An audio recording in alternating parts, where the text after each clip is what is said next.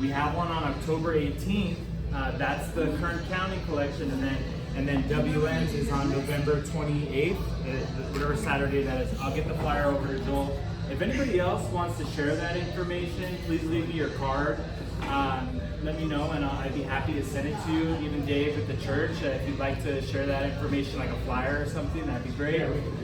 I've also met with Dave Saltman. I'm sure some of you probably know who he is with. I think he's with the service district as well. He's also sharing that on the community service district newsletter that they send out, and they have a great following as well. So hoping to get a little bit of a better turnout the next two events, so that we can keep those going. Nice meeting you all. Happy to be here. Happy to see you again. Charlie Wallace from high school, cadet corps, and baseball, whatever else it was. I'm Yesenia. I'm the president for the Rosamond High School Football Booster Club, and we just want to get our boys in the program more involved in our community, and the community support them back like it used to be. Just because there's a lot of talent out there that sometimes they just need that support behind those boys, and that's what we're supporting. I'm Juan Romo. I represent Snack Zone, and I'm the director of the Chamber of Commerce, and I hope to see you guys on the parade. Hi, I'm Lori Mesa. I'm the Public Information Officer for the Kern County Sheriff's Office. Hi, I'm Roman Garza. I'm with the Community Relations Unit, the Kern County Sheriff's Office, and I'm the Crime Prevention Specialist.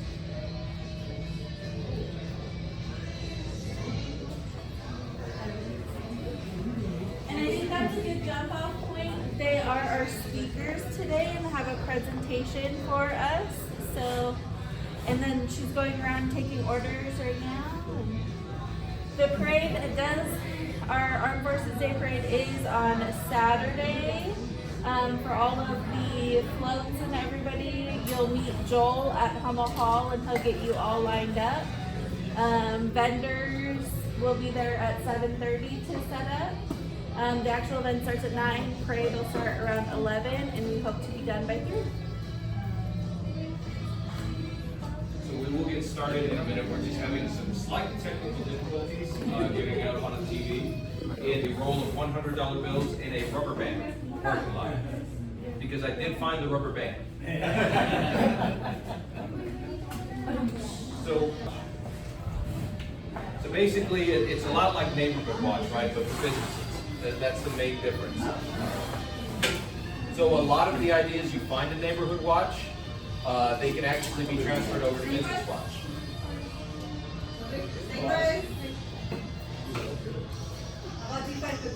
All of our sponsors, it's going to be a breakfast burrito bar. So these are basically just overviews of what we're going to be talking about today or what we're going to be going over.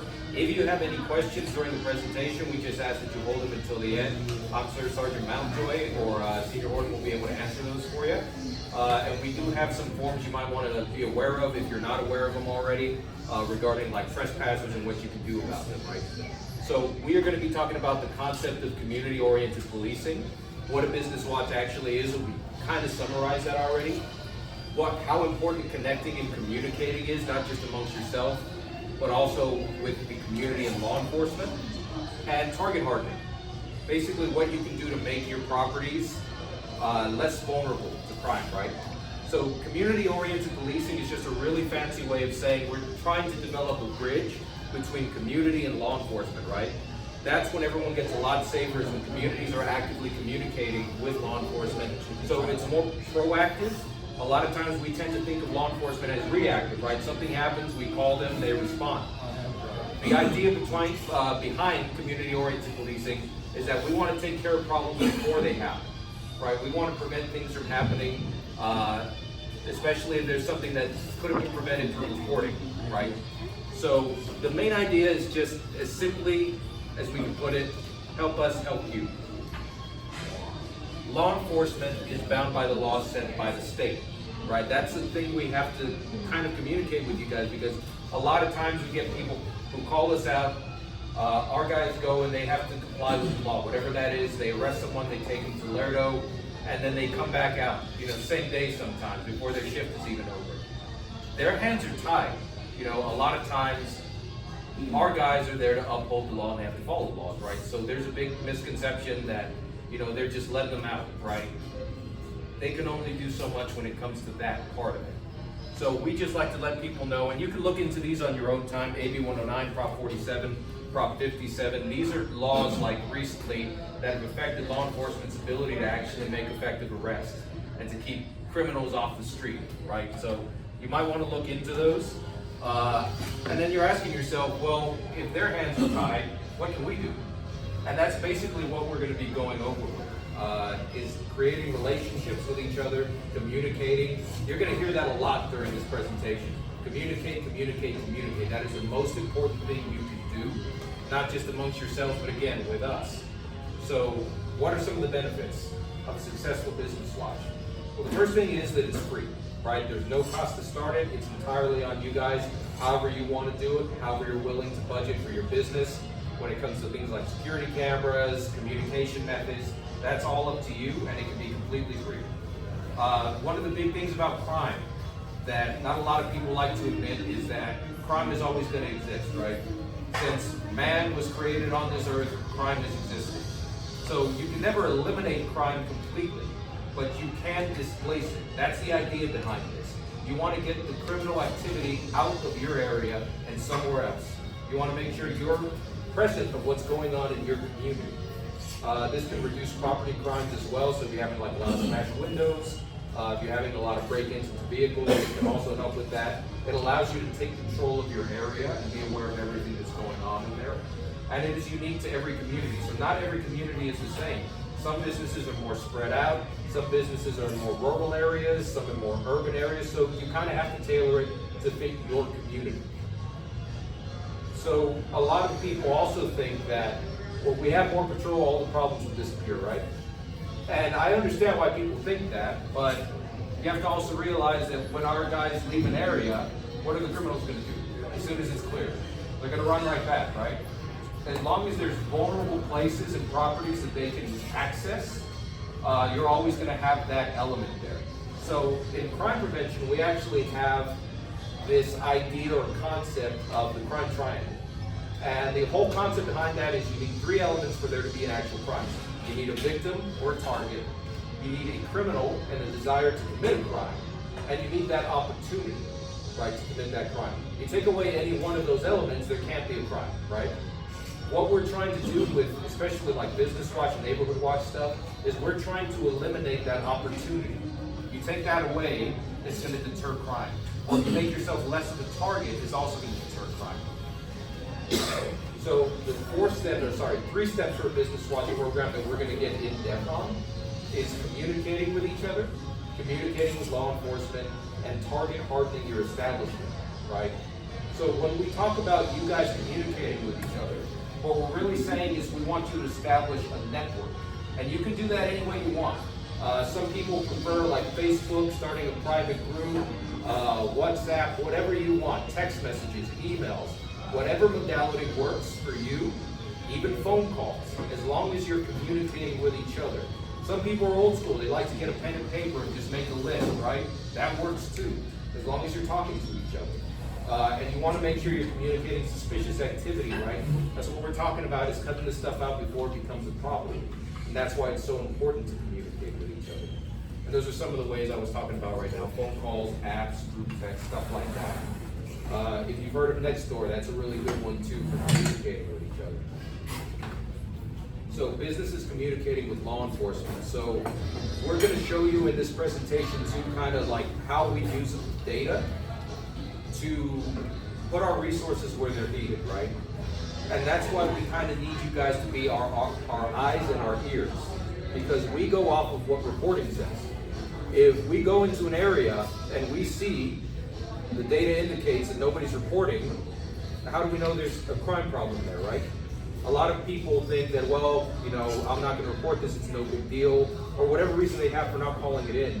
But when you do that, you're hurting yourself, because we don't know what's going on in your area. We have to go by the data, so it's super important. You're reporting things, even if they seem like it's no big deal, suspicious activity, even information-only reports. So calls for service, when you're actually calling something, these are things you want to be aware of, what you're reporting. So any kind of crime or suspicious activity, make sure you're doing it as soon as it happens. Don't wait on it. If you can effectively do it right there, you do it right there. Be a good witness. Make sure that you're describing details and you're taking down whatever you can. Again, even if it's with a pen or paper, you're taking pictures. What are they wearing? Do they have any unique identifying physical attributes? Are they limping when they walk? Stuff like that. And know where to call to report, right?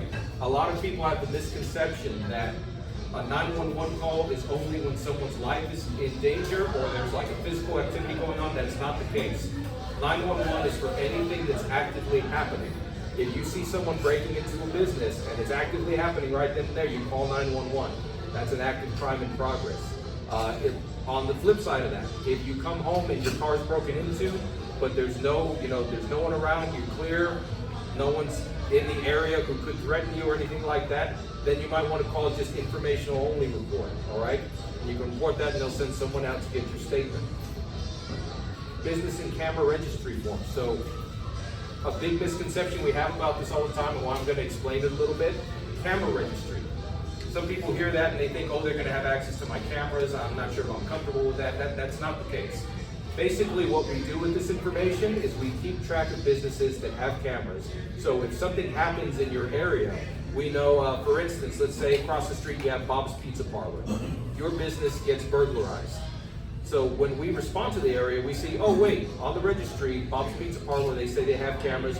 We'll go hit them up, ask them if they saw anything or if the cameras caught anything, right? So that's how we use that. You can actually register online. We're going to show you how right here. So if you go to our website, you just click on the camera registry and you can take a picture if you want. And you're just going to put all your information right there. That way we have it in case of anything happening in your area. We know who to contact first.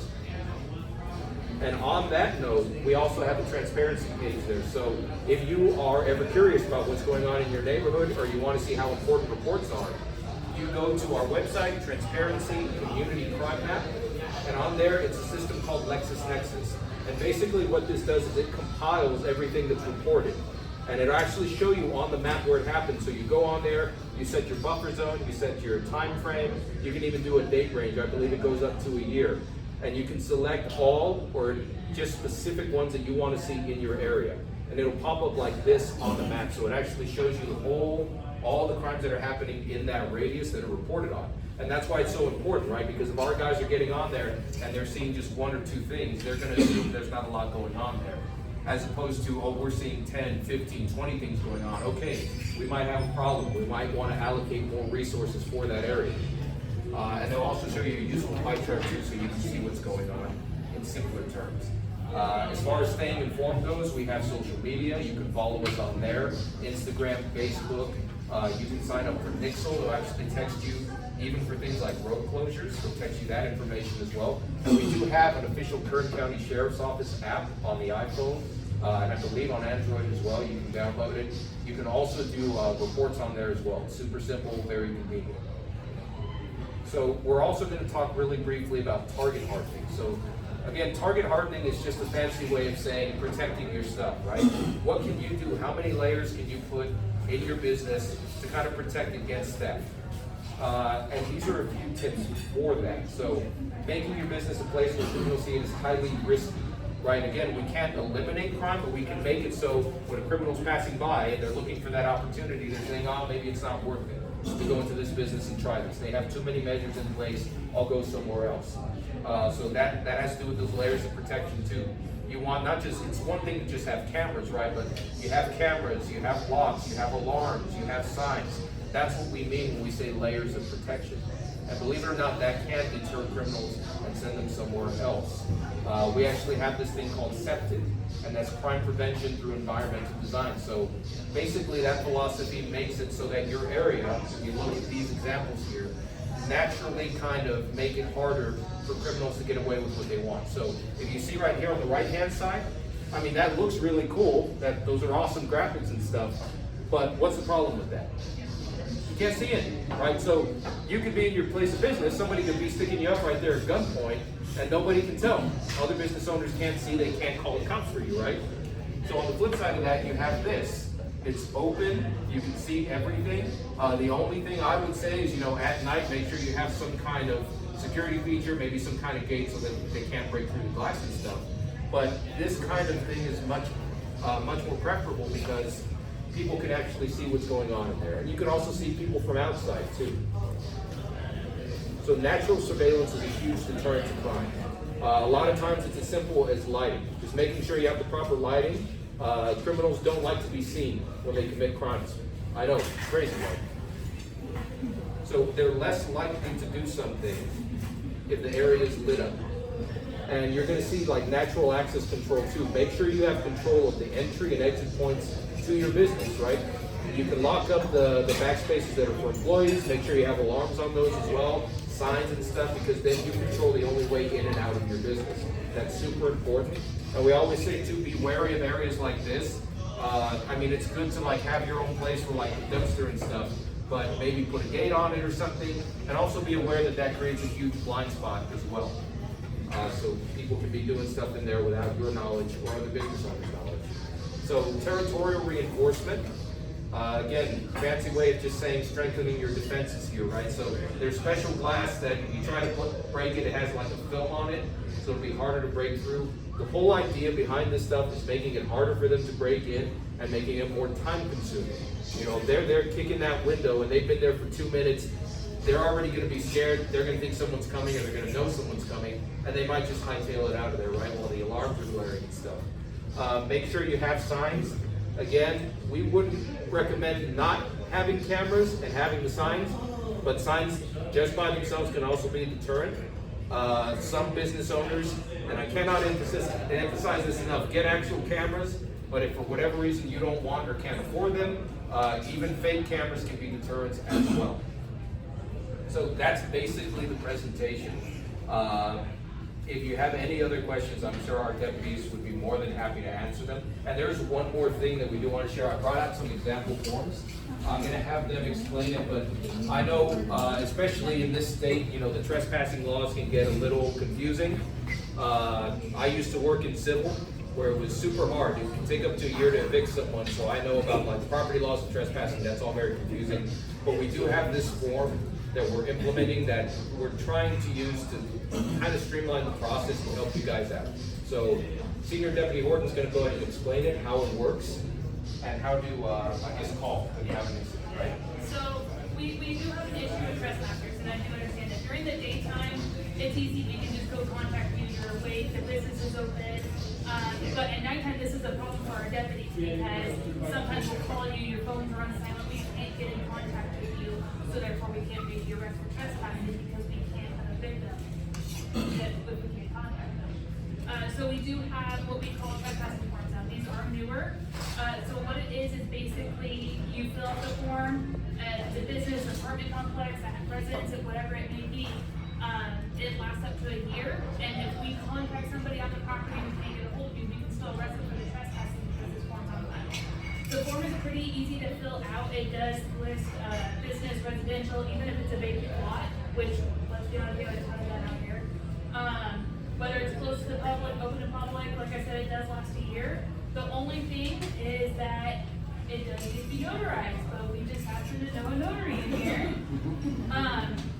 And then it tells you on how to turn it in. You can either go hand deliver it in Bakersfield, mail it to Bakersfield, or they do have a faster way of processing. It has an email address where you can scan it and send it in once you get notarized. They did bring a bunch of these here, but if they do run out and you want to get one of these, we do have them printed out. I have them printed out at the substation on Diamond Street. You can just go in if our clerk's there and pick them up, fill it out. So that way we can actually enforce these trespassings when we can't get a hold of you guys as business owners. Especially, like I said, for our nighttime guys. They're constantly out looking for stuff right now. We do have a lot of new cases, so they are very proactive.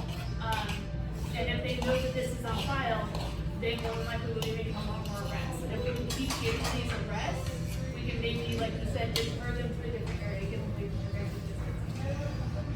Yeah, once this form is filled out and it's in the system, let's say you get called to a residence, will it automatically pop up in the system, or is it something you have to look at? No, so it will automatically connect to whatever address is listed on here. And let's say you do own multiple businesses, there is a page here where you actually put multiple addresses in multiple businesses. So that way you don't have to do one for every single one. You can do multiple businesses on one.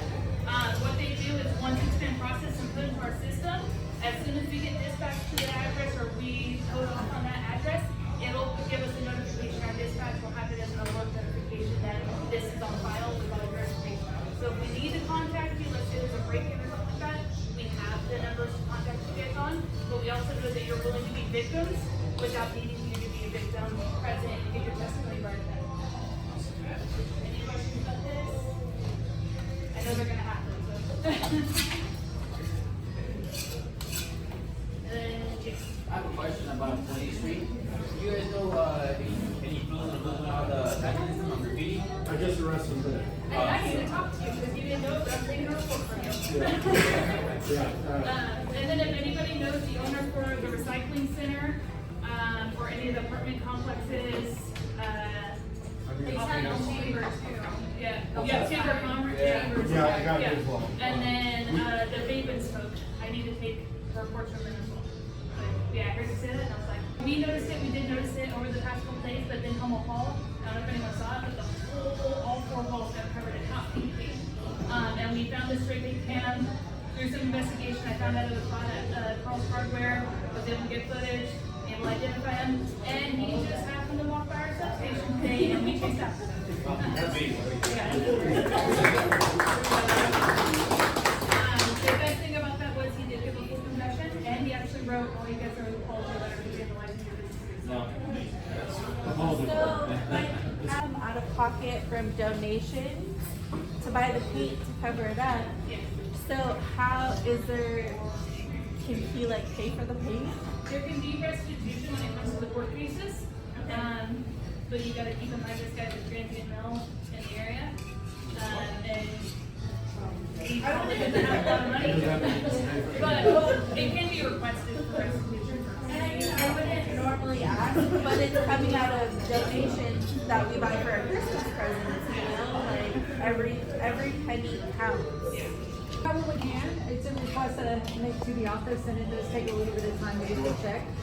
But I mean, at least We can get the money faster that way. than reimbursed. Mr. Yeah. Bohannon.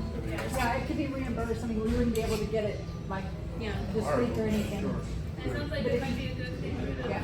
Student booster club, the boys want to put in some work. There you go. Let's get the teenagers out there and working and showing them what the community is all about. Do you know when they're gonna do the next round of business grants? They just finished one. Are you talking about for current goods? Yeah, they just finished one, and I think they're supposed to do one sometime in the spring. I mean, maybe that's something you can help them out with. Oh, yeah, filling yeah, out the form so that they can be on the next round. Absolutely. We can apply for those? Yes, you can. I know. And you can do that on the My Current app. A lot of that information, once available, you go to the My Current app. Right. You're a great resource. You should be here every time. I'm trying. This is so far away. I forget all of the things. Yeah, thank you. That's great. Thank you for sending Anthony, Karen. I learned so much information last night. Me and Heather were like, well, Heather was taking all the notes, but I was like, I need this information, I need this information.